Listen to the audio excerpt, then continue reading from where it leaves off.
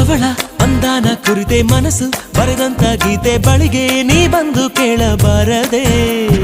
ಇನ್ನು ಎಂದು ನೇರಳ ಹಾಗೆ ನಾನು ಇವಳ ಜೊತೆಯಲೇ ಇರಲ ಅನುಗಾಲ ನಡೆ ನುಡಿ ಸರಳ ಮೆಚ್ಚಿಕೊಂಡೆ ಬಹಳ ನನಗೆ ಅಂತ ಹುಟ್ಟಿ ಬಂದ ತಾರೆ ಇವಳ